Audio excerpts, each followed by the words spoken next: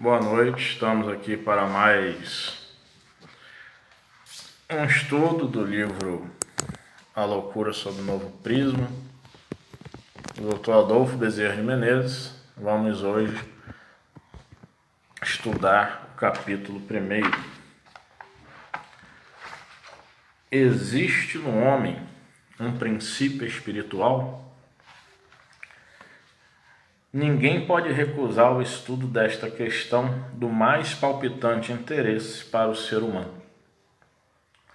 Nossos pensamentos, nossos sentimentos, nossas ações tomarão bem diferente orientação conforme for ela resolvida pela afirmativa ou pela negativa, pela existência da alma ou pelo exclusivismo da matéria na constituição do nosso ser. Saber com efeito se acabamos com a morte ou se sobrevivemos à decomposição do corpo não é coisa de simples curiosidade, visto como, num caso, não temos que prestar contas de nossas obras na vida, e noutro pesa-nos a responsabilidade de cada uma delas. Se o homem é meteoro que brilha por um momento e some-se para sempre no turbilhão universal, por que contrariar seus gostos, suas inclinações, suas paixões, por mais selvagens que sejam, uma vez que ali está o nada em que vai desaparecer? Se, porém, é imortal, é livre e, conseguintemente, responsável, quanto não lucrará em conhecer-se a si mesmo, para prevenir-se contra futuras tempestades? Também por isso, esta questão deve ser resolvida com precisão e clareza, porque é a pedra fundamental do edifício da vida terrestre e de todas as vidas. Dividiremos, pois, este capítulo em 2 parágrafos, um para o estudo especulativo, outro para o estudo experimental da magna questão, um para a demonstração racional corroborada pela autoridade dos maiores vultos da humanidade, outro para a experiência que fala aos sentidos e que é, em nosso tempo, o grande método científico. Então, o doutor Adolfo Bezerra de Menezes, à sua época, trazia-nos essa pergunta: existe no homem um princípio espiritual? Ele aqui estava no século XIX, onde o positivismo,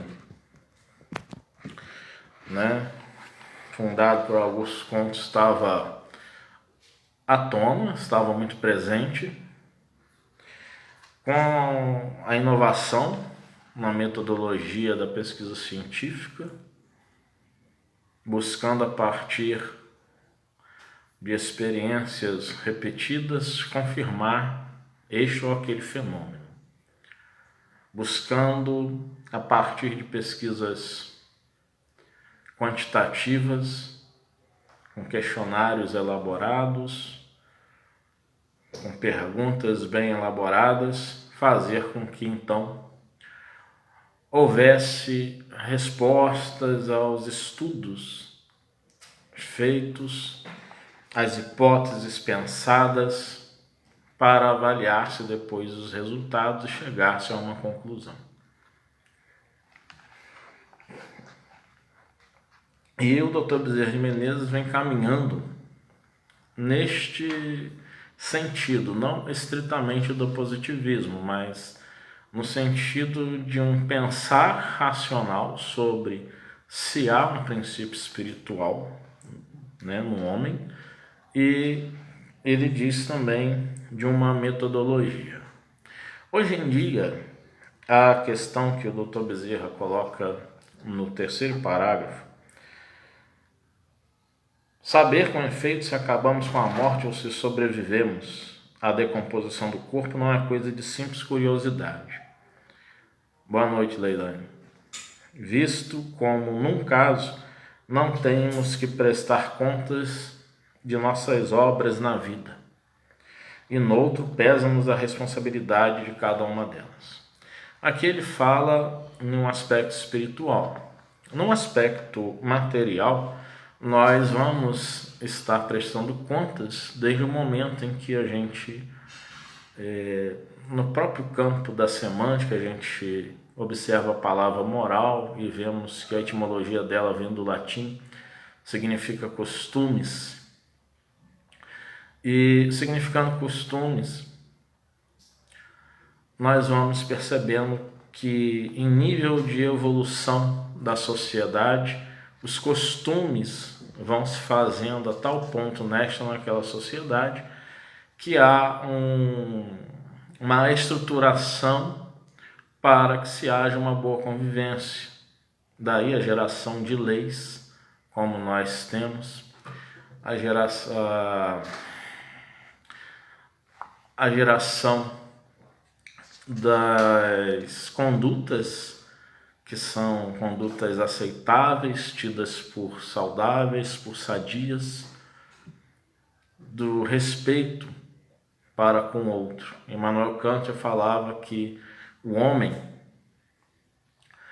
na medida em que ele passa a aceitar o fato de que ele vai não estar realizando os seus atos dentro daquilo que o seu instinto fala que é para ele fazer, mas desde o momento em que ele diga, renunciando a essa liberdade de seguir os seus instintos, se alguém faz mal, dele avançar, dele agir com agressividade e dele respeitar uma legislação que não permita fazer desse jeito, esse ser começa a se inserir nesta sociedade, passa a ter por costume seguir a legislação pela sociedade na qual vive criada. O povo hebreu, que saindo das terras do Egito, o livro do Êxodo na Bíblia conta, né?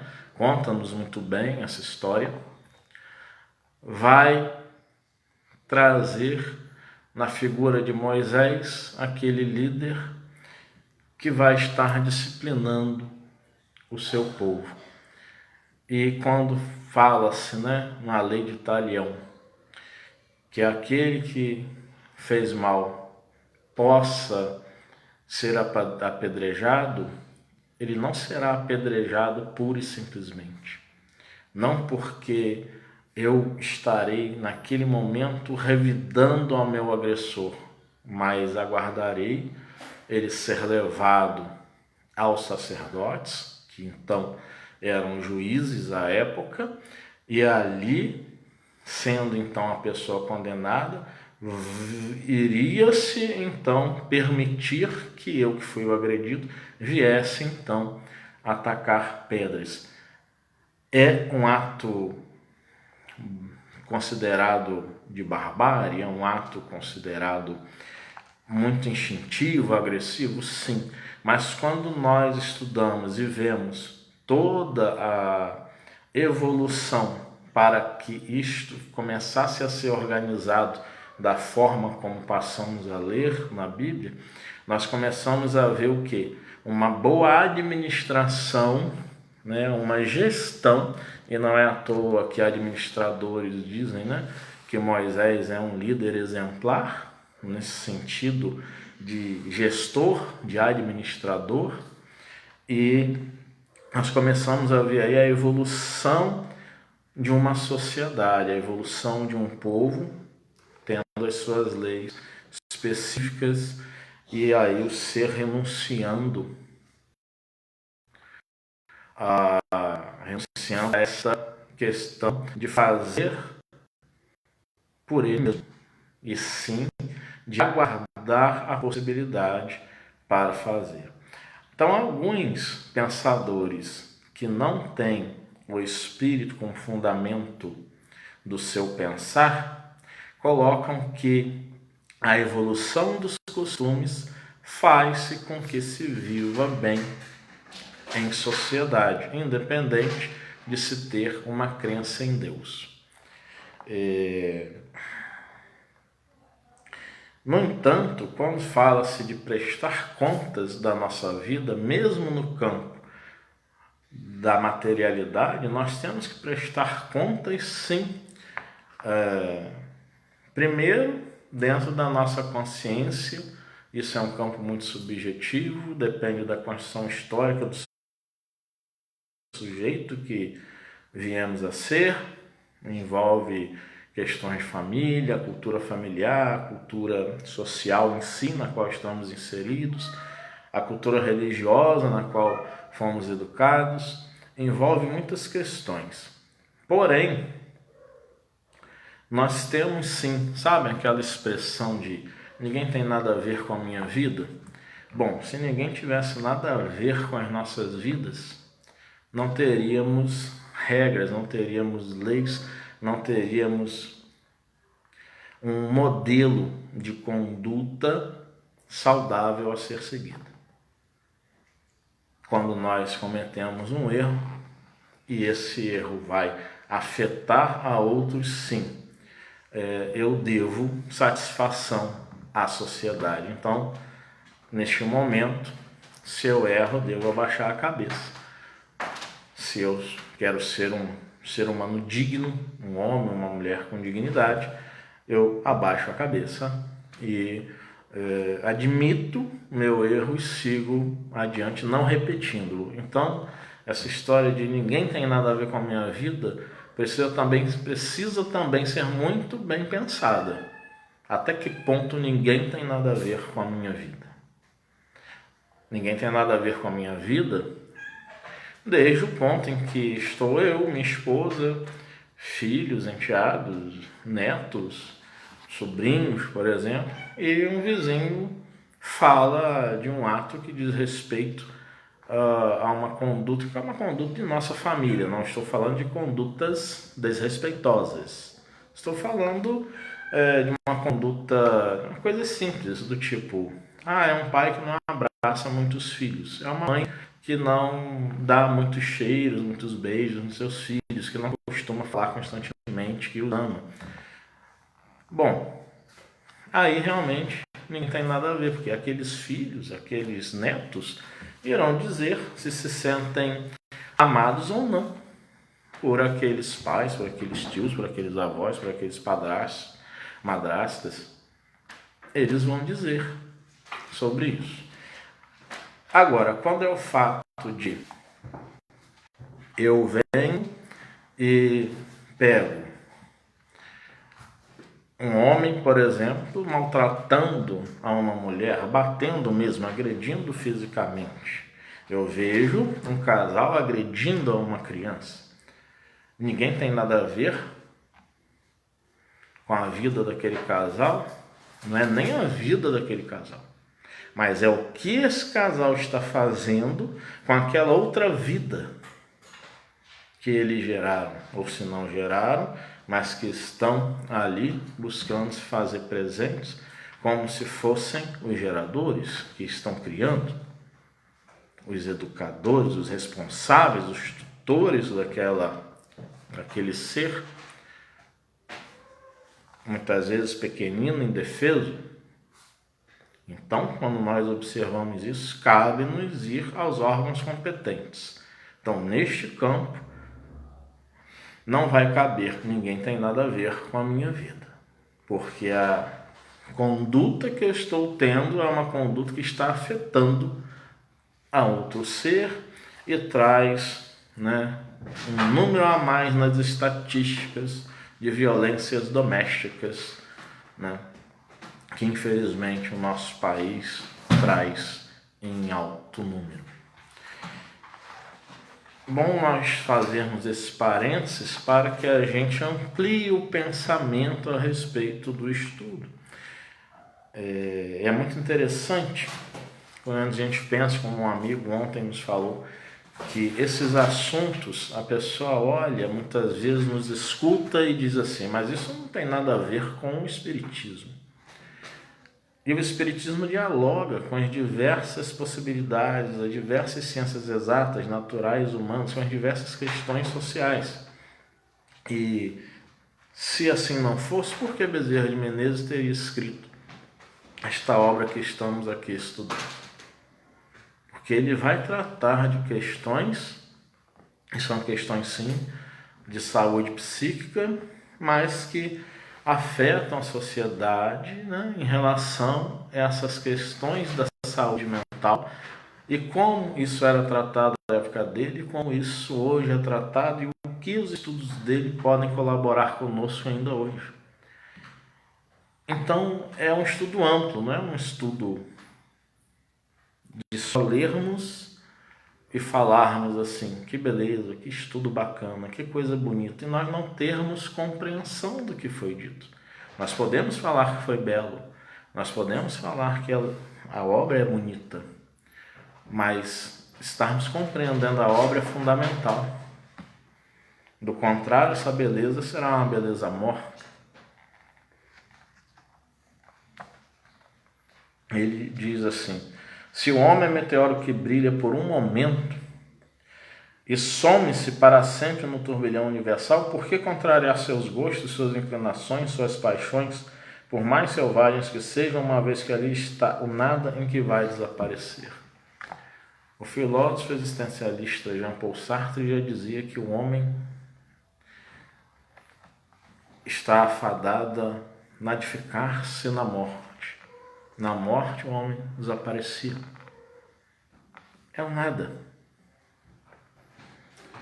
E entretanto, nós sabemos que a partir da morte, nós espíritas, nós transcendemos. É o momento da passagem, é o momento onde nós transcendemos, onde nós partimos para uma outra dimensão, onde nós vamos para uma outra vida, que não a vida em um corpo carnal, mas uma vida agora em espírito. Então, se a gente olhar só pelo campo da matéria, o que então seria desse homem buscar cuidar de sua saúde, buscar não realizar os prazeres, as sensações carnais em si mesmas? Não só sexo, mas a gula, o olhar determinadas coisas, determinadas visibilidades em que ele esteja ali saciando o seu apetite. O que diríamos de um voyeur? Estaria olhando a intimidade da vida privada de outras pessoas? Não interessaria, porque ele não estaria prejudicando aquela pessoa em tese, só está olhando, não faz nada, ele sente o prazer em olhar, a pessoa nem está sabendo. Então, essas questões nós precisamos estar atentos, precisamos estar pensando, porque isso vai ao encontro do que disse Jesus em sua regra de ouro, Mateus capítulo 7, versículo 12, fazei aos outros o que quereis que os outros vos façam. Então, se um voyeur está olhando para, seja um voyeur masculino, feminino, ou outro gênero que se diga, né? Outra concepção, outra orientação sexual, né? Eu falo outro gênero, alguns podem falar assim, mas não tem só homem e mulher. Mas nós temos que compreender na sociedade hoje que existem, né, os transgêneros, enfim. Nós precisamos estar atentos a isso. E aquele ser está olhando e o outro não está sabendo. Mas isso não é invasão de privacidade? Isso não é desrespeitar o espaço do outro, mesmo que o outro não saiba? E está ali desrespeitando a intimidade que o outro está achando que está só e de repente está ali com mais uma pessoa que não sente, não vê, mas a pessoa está sabendo o que o outro está fazendo, o que a outra está fazendo. Precisamos estar muito ligados nisso, porque quando nós usarmos dessa regra áurea, fazer aos outros o que quereis que os outros vos façam, eu não iria querer que outra pessoa me visse em minha intimidade. Por que eu vou olhar a outra na intimidade dela? Então essa regra serve, como dizia já o Kardec na introdução de Livro dos Espíritos, mesmo para as ações menores da nossa vida particular. É uma filosofia moral que realmente nos exige bastante. E isso nós precisamos estar bem atentos. E aí Bezerra diz: se porém a imortal é livre e conseguintemente responsável, quanto não lucrará em conhecer-se a si mesmo para prevenir-se contra futuras tempestades? Ele aqui está falando em nível de vida futura, de vida espiritual. O que é que em nossa consciência, após a passagem pelo corpo físico, o que é que nós vamos estar carregando em nossas consciências? Bem-estar de uma consciência leve, tranquila, ou o mal-estar de uma consciência culpada? Também por isso esta questão, diz Adolfo Bezerra de Menezes, deve ser resolvida com precisão e clareza, porque é a pedra fundamental do edifício da vida terrestre e de todas as vidas. Quando ele fala é a pedra fundamental, é porque é esta pedra fundamental que vai nos dar a dimensão dos fundamentos de moralidade, dos costumes sociais, que vão evoluindo de acordo também com as leis divinas. A cada vez que o homem vá evoluindo, vá progredindo, começa-se a ter maiores possibilidades em relação às questões morais, elas evoluem. Muitas pessoas falam assim: em meu tempo eu sofria bullying e estava tudo resolvido, eu ia lá, dava na cara, eu respondia e estava tudo tranquilo. E aí fala-se assim: hoje não, hoje uma criança passa por uma situação de bullying e isso é levado para a direção da escola, isso é levado para os pais, isso gera problemas. Mas nós temos de perceber a evolução. Nós temos de perceber que aquela criança que antes estava sendo maltratada por outros colegas, às vezes um menininho com trejeitos femininos, porque na sua mente ele é uma mulher, ele não é um menino, ele não é um homem, ele é uma menina. Ele não é uma mulher, na sua mente ele é uma menina. E eu falei assim porque estou falando de uma criança, né? E aí, se ele em sua mente se sente menina e tem os trejeitos femininos, gosta muitas vezes de vestir-se, né? Como menino, que é assim que se sente, e começa a sofrer ataques, iria se falar o quê? Você não é menina, você é menina e você tem que bater naquela pessoa, você tem que se defender, seja macho. Olha a expressão machista, olha a expressão que está priorizando a resposta a uma agressão com uma outra agressão, a resposta a uma violência com uma outra violência.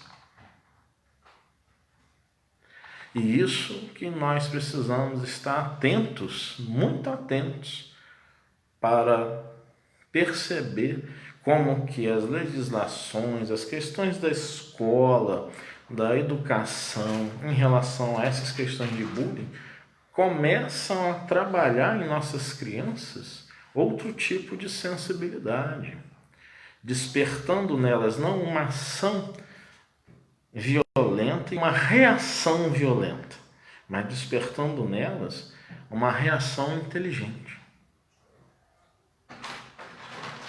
que não raras vezes a reação inteligente promove até um sofrimento maior do que a resposta violenta. Por que promove sofrimento maior? Porque o outro se sente, quando percebe pela resposta, pela reação inteligente, o outro se sente justamente para baixo. Pode até não sendo o objetivo daquela outra pessoa, mas até o outro que fez a violência, com uma reação inteligente, se sentir humilhado.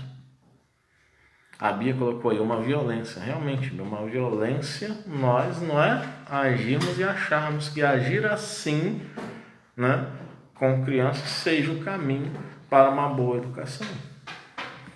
Pelo contrário, é o agir justamente dentro do que toda a evolução dos estudos da educação trouxe para nós, no estudo da psicologia infantil, trouxe para nós. E quando a gente fala de estar sensível, não é colocar aqui, não é sensibilizar-se para tornar as pessoas afeminadas, não é isso. É sensível nesse sentido de perceber estas questões, de estar atento a isso. E aí, Dr. Bezerra de Menezes, retornando aqui, já vai falar sobre as questões de como ele vai dividir, né? Qual a metodologia que ele vai usar. Dividiremos, pois, este capítulo em 2 parágrafos. Um para o estudo especulativo, outro para o estudo experimental da magna questão. Um para a demonstração racional, corroborada pela autoridade dos maiores vultos da humanidade. Outro para a experiência, que fala aos sentidos e que é, em nosso tempo, o grande método científico. Né? Até no popular, né, nós costumamos falar...